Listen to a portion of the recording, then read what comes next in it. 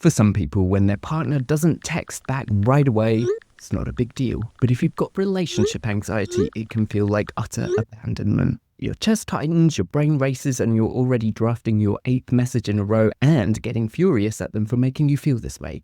You might even get mad at yourself for being too clingy, but there's a really easy way to understand all of this, and it's all to do with the 10 rules of relationship anxiety. These are commandments that anxiety has duped you into believing are the only way to be in a relationship in order to feel safe and secure. The particular rule that I'm talking about in this video is what I call the law of constant contact. It's one of anxiety's most exhausting rules, and it skillfully turns connection from a source of joy into a desperate need. My name is Oliver, and I'm a licensed marriage and family therapist here in Los Angeles, and this is my series of videos on relationship anxiety. I'm on a mission to help people understand the patterns in their anxiety, why it happens, and most importantly, how to break free from it to live healthy, happy, successful relationships that are free from anxiety. So what is the law of constant contact? Well, there's 2 things you need to know about anxiety. The first is that it's got a goal and a mission to keep you small, safe, and separate, which was an excellent evolutionary advantage to use when we were hunter-gatherers and were surviving predators, Viking armies, and velociraptors. Today, it's not so helpful, and that goal doesn't really align with our desire to be in close, connected, and intimate relationships. The second thing about anxiety is the rules it makes us follow are persistent, patterned, and predictable, which is why it's helpful to know what the rules of anxiety are and which ones you follow, because when you know the rules, then you can start to break them. So the law of constant contact is a trick that anxiety pulls on us, making us believe that our emotional stability and safety depends on knowing our partner is okay or if our relationship is stable. Ideally, it would love it if we could have a constant IV drip of reassurance. A text message or a call or an I love you every 15 minutes would be ideal. When this rule governs your relationship and you don't get that hit of contact, silence becomes really sinister. A delayed response transforms into evidence of abandonment. Physical distance feels like emotional rejection, and your world turns into this tsunami of panic. Anxiety is a really activating emotion, right? It makes us want to do something. That's the fight, flight, freeze thing. So you might be stirred up by anxiety's whisper to send multiple text messages, to call and call again until they answer, or to get them somehow to tell you that they love you and everything's okay. Not because you want to control them, but because you're desperately trying to control your own feelings and soothe your own anxiety. If this sounds at all familiar and you want more help identifying the 10 rules of anxiety and tips to grow a healthier, happier relationship, you can either take my 10 rules of relationship anxiety quiz, or you can sign up for my newsletter. I'll put the links everywhere. I've been doing this for 10 years and I love sharing the insights, tools that I've seen work in my private practice with all of you. So at the heart of this law of anxiety lies a fundamental intolerance of uncertainty. When we can't be 100% certain our partner is okay, or we can't be 100% certain that they love us, we get anxious. If we're afraid we're going to get abandoned, it's because we're uncertain if they're going to leave. If we get in a fight, that will cause anxiety because we're uncertain of whether we can patch things up and repair it. So most often, this fear of uncertainty starts in childhood, which is where all of this attachment theory stuff comes from. John Bowlby and Mary Ames suggested that our earliest attachments to our caregivers shape our expectations of love. So if comfort and love from a caregiver was inconsistent or unpredictable as a child, we become wired to expect it again as an adult and get anxious about what's going to happen. In our adult relationships, anything can trigger those old blueprints that were installed back then. Fight, a silence, a change in our partner's mood, all generate the same anxiety. And the logical way to soothe that anxiety is to seek confirmation that things are okay. Do you love me? Are we okay? Are you going to break up with me? To get some certainty. So if you get a promising or reassuring answer or response to each question, you get a flicker of relief. But before you know it, something else is going to trigger that blueprint and the cycle starts over again. What we know about anxiety disorders is that at the core of most of them, they are disorders of uncertainty. So when you have this intolerance to uncertainty, your brain literally cannot close the certainty center loop. Anxiety tells us to keep searching, scanning, seek proof that everything is okay, and you must have 100% certainty, and there can be zero possibility of abandonment or somebody leaving you. The law of constant contact is fueled by this desperate search for 100% certainty. And if you think about it rationally, all relationships are 100% uncertain. There is no guarantee you will live in that Disney fairy tale and live happily ever after. But none of that matters to anxiety, which insists that you ignore the reality that life is uncertain and you should demand certainty all of the time. Now, the problem is that any reassurance your partner can give you has a half-life of just minutes or hours, sometimes days. But it's like any drug you take, including coffee or nicotine or Advil. Each hit of reassurance provides temporary relief, but it wears off.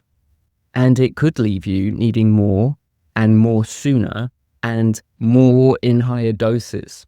You might get your partner to say, I love you at 10 o'clock in the morning, but by noon, you might need another hit of assurance, so you might call again. And by the time work ends, you just have to swing by their house just to see them or FaceTime them before bed just to get one more hit before you go to sleep. But where does this go? If you play this forward, we're really saying you need to be with them all of the time. But even if they're with you and you're next to them 24/7 and somehow didn't need a job, I bet your anxiety will still find a way to demand more certainty. You're trying to fill a bucket with a hole in the bottom. No amount of reassurance will ever be enough because the problem isn't a lack of love, it's the inability to tolerate not knowing with absolute certainty. So your partner becomes your coping strategy, like a tool of emotional regulation, a drug, your human EpiPen. But the more we outsource our calmness to another person, the less able we are to soothe ourselves. Your partner's reassurance is like having ice cream when you've got a sore throat. Feels really good, but it's not medicine. It's not doing anything to treat the infection. It's a Band-Aid. So in my clinical experience, what I see is that the more we rely on these external crutches, whether it's a partner or medication or constant checking, we're actually reinforcing the belief that we don't have the resources to cope by ourselves. So every time you text your partner for reassurance, instead of soothing yourself, your anxiety says, see, it worked, you feel better. We should do this more often. So your partner becomes your anxiety medication and now you're addicted to them. But like any dependency, it weakens your own capacity while putting impossible pressure on that relationship. And this is the impact that this rule has on your relationship. So the consequences can be devastating. For your partner, the pressure grows suffocating. So at first, they're going to be happy to reassure you that everything's okay. They might delight in it, actually. But eventually, they see that no amount of reassurance will ever help. And managing your anxiety becomes a burden. And then they withdraw. They become irritable or they shut down. And that tragically confirms your belief and your deepest fear that abandonment is going to happen. So what makes this pattern so destructive is how it creates the very outcome we're trying to prevent. Your partner starts feeling like they can never give you enough. Every reassurance is met with another anxious question. Every gesture of love seems insufficient and it's too much. They might even begin to experience caregiver fatigue. They love you, but they're exhausted by having to constantly prove it. They want to comfort you, but they're frustrated that their comfort never seems to do anything. Eventually, even the most patient partner starts to pull back, not because they've stopped loving you, but because they need space to breathe and they didn't sign up for this burden. So how do we break free from the law of constant contact? Well, the answer isn't to stop caring, become emotionally distant. It's to actually increase your tolerance to the distress of uncertainty. As we've said, you can't ever be 100% certain in life, right? Even if you get married, divorces happen. Even if you move in, affairs happen. There's nothing certain about relationship. So first we need to recognize when anxiety is running the script. When you feel that urgent need to text, pause and listen to what anxiety is saying and see if you can push back on it, even for a few minutes. So if you put off sending the third message in a row, just while you go make yourself a cup of tea, that would be a win because you're not immediately doing what anxiety tells you to do. So starting small, waiting an extra 5 minutes, half an hour before checking your phone. Sit with that discomfort of not knowing what your partner is doing for longer periods of time. These might seem really silly steps, but you're literally rewiring your nervous system to tolerate this horrible feeling of uncertainty. And third, you've got to develop your self-soothing toolkit. When anxiety rises, instead of reaching for your phone to soothe it, try breathing, journaling, calling a friend. You're not abandoning your partner or your relationship, you're learning to soothe your own feelings in ways other than reaching out to your partner. The easy fix is their response, but the easy option is not always the best solution. So remind yourself of the burden you might be placing on them.